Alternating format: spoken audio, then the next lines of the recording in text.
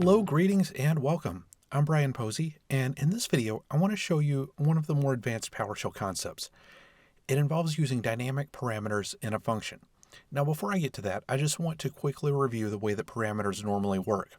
So what you can see on screen right now is a function demo script that I created, and the script is super simple. If you look at the main body right here, you can see that we begin by setting a variable called $number, and I'm setting that equal to 10.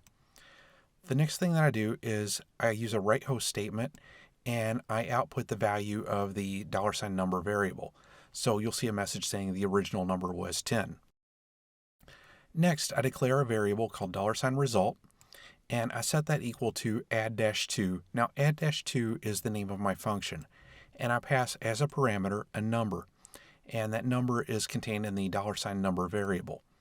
So when this line of code right here executes, the function gets called. So you can see the function right here. Here's my function declaration. Now here's the important part. We have a section called param. And this param section identifies all of the parameters that are going to be used by the function. And we only have a single parameter in this function. It's an integer, and it's called $number. So then beneath the param section, which the param section is this block of code right here. So beneath that, we have a section that adds a value of 2 to the value that was passed to the function. So here we have $result equals $number. Now $number was the number that was passed to the function plus 2. So if we're passing a value of 10 to the function, then we're going to add 2 to it, giving us a result of 12, which will be stored in the $result variable. Then we're returning the $result variable back to the main script body. And then the last line of code right down here gives us write output, and then the value returned by the function was $result. So we should see a message saying that the value returned by the function was 12. And I'll go ahead and run this script. Let me just switch over to PowerShell. So here we are in PowerShell. And I'll go ahead and run the function, and you can see the original number was 10 and the value returned by the function was 12. So that's what this sample script does. So now that I've shown you a really basic demonstration of how functions work, let me go ahead and load my other script and I'll show you how dynamic parameters work within a function. Now this script is a bit more advanced than the one that I just showed you, but let me go ahead and scroll down, and right here we have our main script body. And what I want to point out is get-example is the name of my function. So this is a function call, and this is another function call right here. And like the function in the example script that I showed you a moment ago, we have parameters that we're passing to the function. But there are two key differences. The first of those differences is that this time I'm passing 2 parameters instead of just 1. The other difference is that the parameters that I'm passing are of different types. So if you take a look right here, we have -type server and then -type client. And then we have -server name is server1 and -client name is client1. So let's take a look at how this function works. Let me go ahead and scroll up to the top. So here we have our function declaration, function getExample, and then we have our commandlet binding, and then here's the param section. Now this is where things get interesting, because first we have parameter position equals 0. So we're looking at the very first position in the parameter that's passed to the function, and we're starting out by doing a validation. So you can see validate set. So we want to make sure that that first parameter that is passed to the function is set to either server or it's set to client.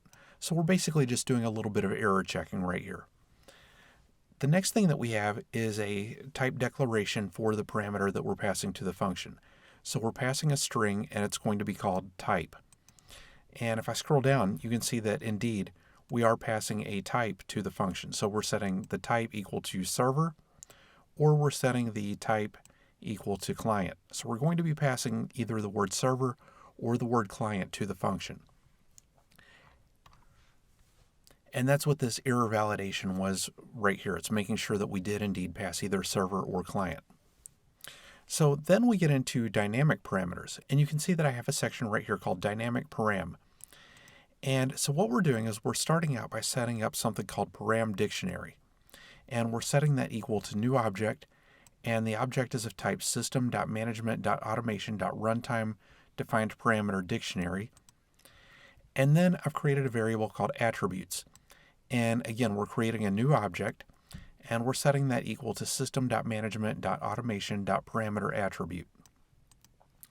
And then I'm setting attributes.mandatory equal to true. So then if I go down a little bit further, we have if type equals server, then what we're doing if the type is set to server is we're setting a variable called dynamic param, and we're setting that equal to new object, and the object type is system.management.automation.runtime defined parameter, and we're creating a parameter called server name, and that's going to be a string. So the next thing that we're doing is we're adding the server name as a dynamic parameter to our parameter dictionary. Then I have a line that if the type is set to client instead of being set to server, then we're doing exactly the same thing, except the parameter that we're adding is going to be client name rather than server name as it was right here. So we're essentially defining parameters on the fly as a part of this function. And we're adding either server name or client name, but not both, to the list of parameters for this function. And then we're returning the parameter dictionary. So then we get down here to the process section. Now, this is our function body because we're done assigning parameters at this point.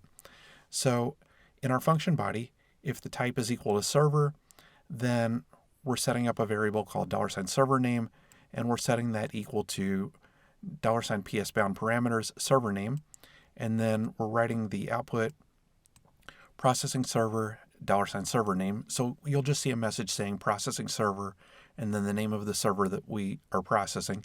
Because if you look at the function call, you can see in this line right here, we've set the type to server, and then we've passed a server name. The server name is server01. So if this line of code right here executes, you'll just see a message saying processing server server01. Then just beneath that we have else if type equals client, then we're doing exactly the same thing, except we're processing a client and we're displaying the client name rather than seeing a message that says we're processing a server and displaying the server name. So with that said, let me take a moment and go ahead and run this script.